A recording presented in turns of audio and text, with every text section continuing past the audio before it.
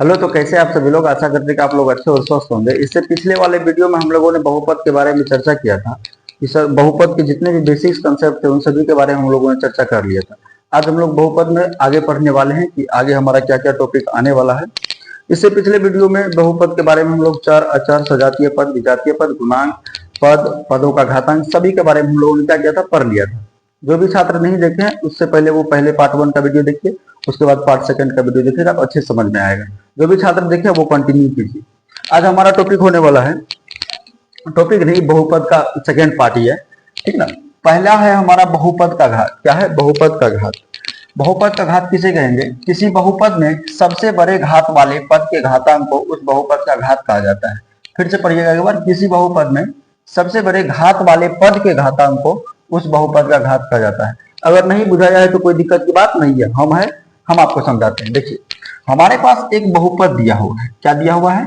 बहुपद दिया हुआ है। और ये बहुपद देखिए आप इस प्रकार से आपको दिख रहा होगा कि 4x का power 3 plus 7x square plus 4x minus 5, ठीक ना। अगर इसमें आपको पूछे कि बताइए बहुपद का घात कितना है, तब आप क्या जवाब दीजिएगा? देखिए, सबसे पहली बात दिमाग में नोट करके रख लीजिएगा, कोई भी बहुपद दिया हुआ है, अगर उससे हमको अगर बहुपद का घात पूछे तो क्या करेंगे?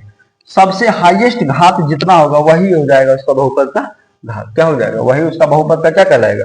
घात। ऑब्जेक्टिव टाइप में आप लोगों को बुक्स में बहुत सारे दिया हुआ, केसी सिन्हा में भी है, उसके बाद भारतीय भवन में भी है। जो बुक बनाइए सब सही है। तो 4x का पावर 3 प्लस 7x का स्क्वायर प्लस 4x माइनस 5 में इसमें अगर हम पूछे कि बहुपद का घात कितना है तो सबसे हाईएस्ट पावर को देखेंगे। किसको देखेंगे? सबसे हाईएस्ट पावर। सबसे हाईएस्ट पावर कितना है? 3 है। तो सब यही क्या कहलाएगा? इसका बहुपद का घात। इतना में किसी को दिक्कत नहीं। उसके बाद समझते हैं बहुपद का मानक रूप क्या है। बहुपद का मानक रूप क्या है, ठीक ना। देखिए, इसका परिभाषा एक बार पढ़ लीजिएगा। जब किसी चर x में दिया हुआ बहुपद x के घातों के आरोही क्रम में अथवा या x के घातों के अवरोही क्रम में हो तो उसे बहुपद का मानक रूप में कहा जाता है। कुछ नहीं बुझाया? एक बार फिर से पढ़ो।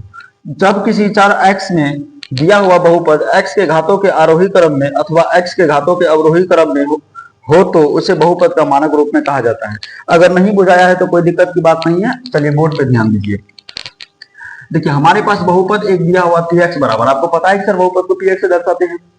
तो px बराबर हमारे पास दिया हुआ 3x का power 5 minus 2x plus 3x का क्यूब प्लस 5 प्लस 7x का पावर 4 प्लस 6x का स्क्वायर, ठीक ना। ये हमारे पास बहुपद दिया हुआ है।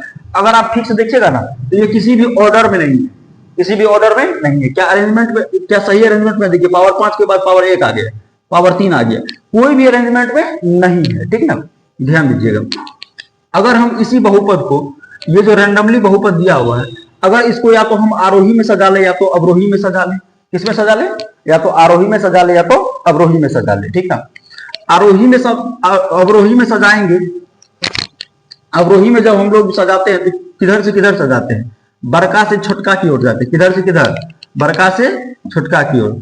तो ध्यान दीजिएगा आप लोग, ये जो हमारे पास रैंडमली बहुपद दिया हुआ है, इसको अगर हम अवरोही या आरोही में अगर सजा लेंगे तो इसे ही हम लोग बहुपद का मानक रूप कहेंगे। क्या कहेंगे? बहुपद का मानक रूप कहेंगे। इतना में दिक्कत नहीं ना, ध्यान देना। जैसे हमारे पास ये बहुपद दिया हुआ है, इसको हम क्या करते हैं? पहले अवरोही में सजाते हैं। किसमें सजाते हैं? अवरोही में सजाते हैं। अवरोही में सजाते हैं तो बताइए, बड़का से छोटका की ओर जाते हैं, बड़का से छोटका की ओर, ठीक ना। अब ध्यान दीजिएगा, किस आधार पे सजाते हैं ये मायने रखता है, ठीक ना। देखिए, सबसे पहले जो सजाएंगे बहुपद के मानक रूप में बदलने के लिए, जो अवरोही क्रम में सजाएंगे वो घात के आधार पे। किसके आधार पे? घात के आधार पे। सबसे बड़ा जो घात होगा पहले उसे लिखेंगे, ठीक ना। क्यों? क्योंकि सर पहले बड़का को लिखते हैं उसके बाद छोटका को लिखते हैं। जिसके पास घात जितना बड़ा पहले उसको प्रीफर देंगे। समझ में आ गया? ठीक है। तो जैसे हमारे पास घात है 5, सबसे हाईएस्ट घात कितना है? 5, 4, 3, 2, 1, 0 है कि नहीं? 0 नहीं, वो अचर पद है, ठीक ना। ध्यान दीजिएगा, हम क्या किए, इस बहुपद को अवरोही क्रम में सजाते हैं। पहले पावर 5 वाला आएगा, उसके बाद पावर 4 वाला आएगा, उसके बाद पावर 3 वाला आएगा, उसके बाद पावर 2 वाला आएगा, उसके बाद पावर 1 वाला आएगा, उसके बाद अचर पद आएगा। क्या? कौन सा पद आएगा? अचर पद आएगा, ठीक ना। तो बड़का से छोटका की ओर सजाते हैं तो उसे कौन सा क्रम बोलते हैं? अवरोही क्रम, ठीक ना। इसे ही हम लोग बोलेंगे बहुपद का मानक रूप, ठीक ना। अब ध्यान दीजिएगा, या तो हम बड़का से छोटका की ओर सजा सकते हैं या तो छोटका से बड़का की ओर सजा सकते हैं। छोटा से जब बड़ा की ओर सजाते हैं तो आरोही क्रम बोलते हैं। इसे कौन सा क्रम बोलते हैं? आरोही क्रम, ठीक ना। इसमें देखिए, सबसे पहले छोटका को लिखे, सबसे छोटका इधर किस कौन है, 5 है। उसके बाद पावर 1 वाला, उसके बाद पावर 2 वाला, उसके बाद पावर 3, पावर 4, पावर 5, ठीक ना। जो छोटा होता है उसके बाद छोटा से बड़ा, बड़ा बड़ा बड़ा बड़ा बड़ा बड़ा, समझ में आ गया। इसी प्रकार से सजाते हैं, यानी छोटा से बड़का की ओर जाएंगे, छोटा से बड़ा की ओर जाते हैं तो आरोही क्रम में सजाते हैं, बड़ा से छोटा की ओर जाते हैं तो अवरोही क्रम में सजाते हैं। इतना में किसी को दिक्कत नहीं ना। अगर हम रेंडमली बहुपद को या तो अवरोही या तो आरोही में सजा देंगे तो इसे ही बोलेंगे हम लोग बहुपद का मानक रूप बोलेंगे। क्या बोलेंगे, बहुपद का मानक रूप कहेंगे, ठीक ना।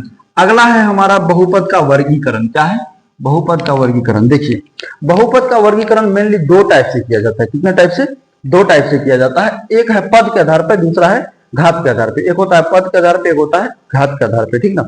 पद के आधार पे कौन कौन से होते हैं, तो एक पदी होते हैं। कौन कौन से होते हैं, एक पदी होते हैं, द्विपदी होते हैं, त्रिपदी होते हैं, बहुपदी होते हैं और शून्यपदी होते हैं।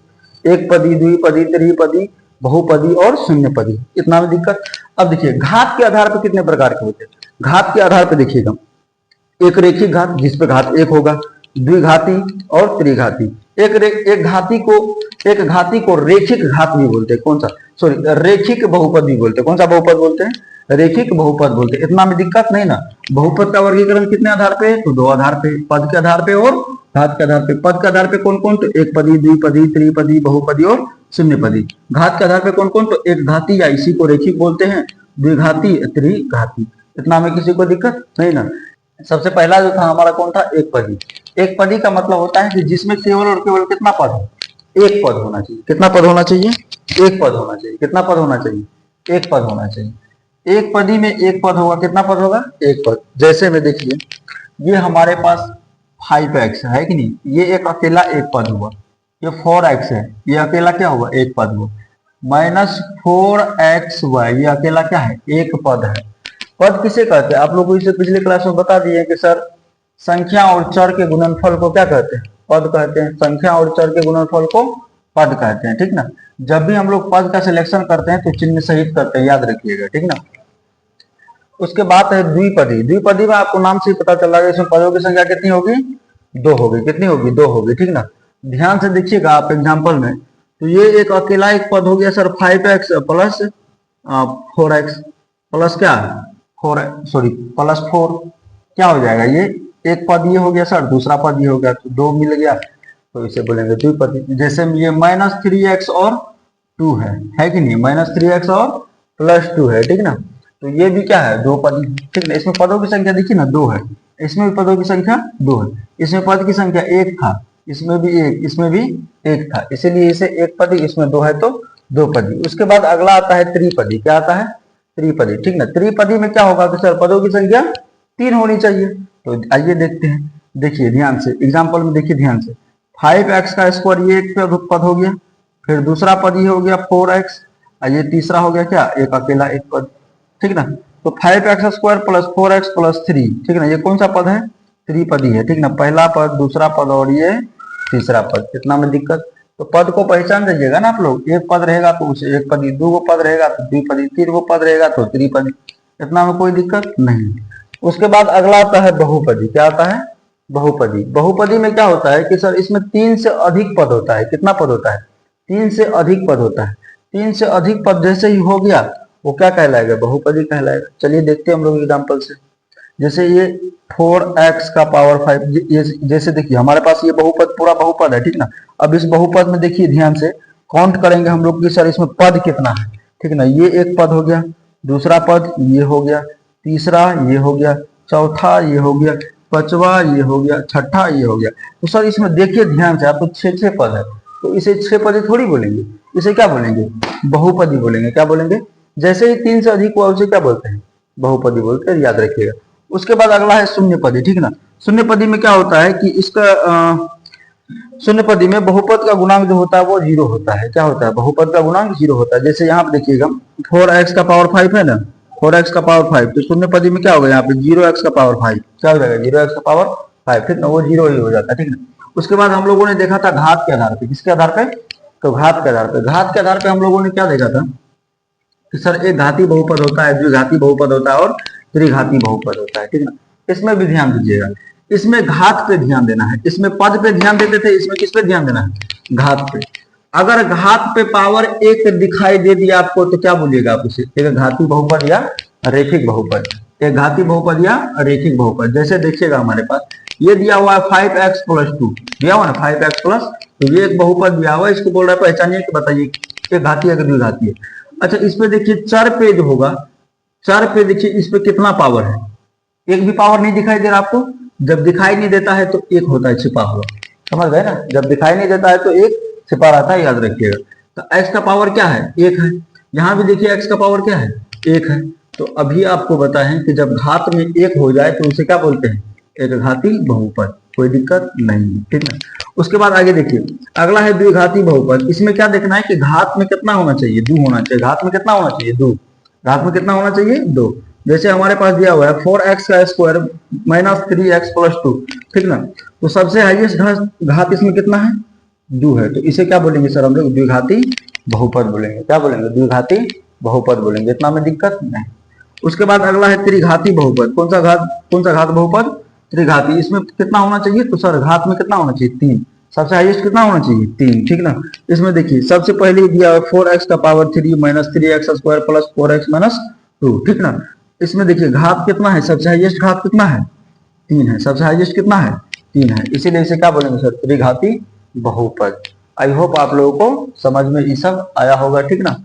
इसके बाद हम लोग फिर नेक्स्ट क्लास में लाएंगे बहुपद से रिलेटेड क्वेश्चंस को भी सवाल सॉल्व करवाएंगे। और इसमें एक दो टॉपिक और बच गया है, एक पार्ट और बनेगा इसका। इसमें हम लोग बहुपद में मान कैसे प्राप्त करते हैं, क्या कहते हैं, बहुपद का शून्यक कैसे पता करते हैं, इन सभी के बारे में हम लोग नेक्स्ट पार्ट में चर्चा करेंगे। तो आज के लिए यहीं तक, फिर विशेष मिलेंगे नेक्स्ट क्लास में।